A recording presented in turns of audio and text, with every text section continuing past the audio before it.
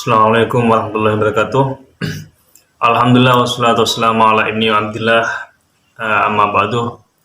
Para sahabat bisikan dari langit, semoga tetap diberikan limpahan rahmat dan maunah, kesehatan serta rezeki yang lancar oleh Allah Subhanahu wa taala. Manusia itu hanya mampu menjalani hidup dengan rencana-rencananya, dengan cita-citanya, tapi seringkali rencana-rencana itu tidak sesuai dengan apa yang direncanakan dan apa yang diinginkan.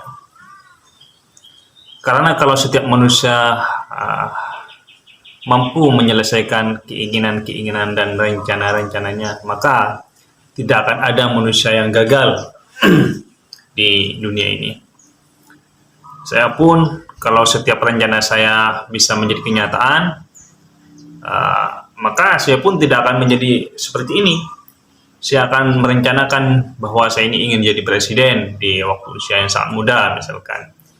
Di waktu umur 30 tahun lebih ingin menjadi presiden, sehingga bisa mengalahkan Sultan Syahrir yang umur 35 tahun menjadi Perdana Menteri termuda di dunia, atau Syed Sodiq yang menjadi menteri termuda di Malaysia. Tapi kan manusia ini kan hanya bisa berencana, tapi Tuhanlah yang menentukan. Banyak orang-orang di dunia ini yang sukses seakan-akan dia menganggap bahwa itu adalah hasil kerja keras mereka. Dan hasil 100% adalah usaha mereka. Kalau kita lihat, hampir semua manusia umat di dunia ini hidupnya dilalui dengan pekerjaan keras atau dengan bekerja sungguh-sungguh, tapi hanya terdapat berapa persen di dunia ini orang-orang yang sukses. Maka dari itulah ada sebuah makalah itu, an-nasu fit takbir wallahu fit takdir. Manusia itu hanya bisa berencana dan Tuhanlah yang menentukan rencana itu. Para sahabat bisikan dari langit, bagaimanapun rencana-rencana kita itu jika tidak dibarengi oleh takdir, maka rencana itu hanya akan menjadi sebatas keinginan-keinginan baik kita, atau sebatas cita-cita dan maksud-maksud baik kita. Akan tapi takdirlah yang menentukan semua dari rencana-rencana itu. Di setiap pemilu itu yang ingin jadi presiden itu banyak, yang ingin jadi menteri itu banyak. Hampir biasanya itu para rektor-rektor universitas ternama di negeri ini itu biasanya ingin masuk dalam jajaran kabinet kementerian. Ingin di menteri, biasanya itu ingin diambil untuk menjadi menteri. Tapi paling hanya 2-3 yang diambil itu. Karena di kementerian itu hanya sekitar ada 33 menteri, dan itu biasanya diambil dari partai politik dan orang-orang ahli di luar partai politik, dan hanya beberapa orang saja yang diambil dari kampus.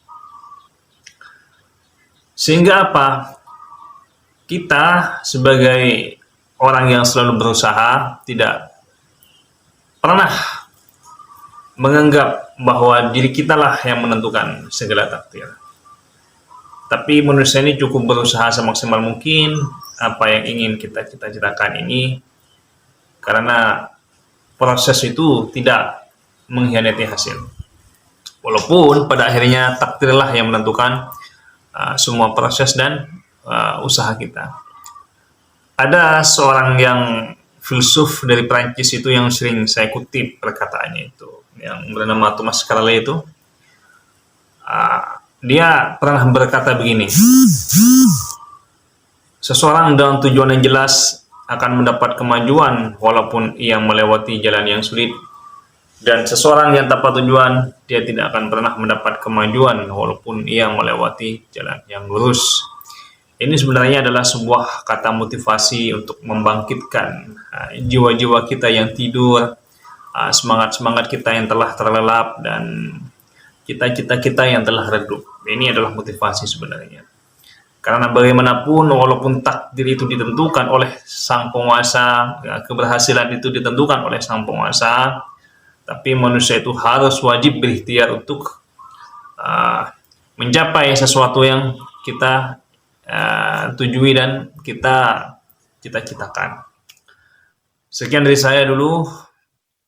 Mudah-mudahan bermanfaat.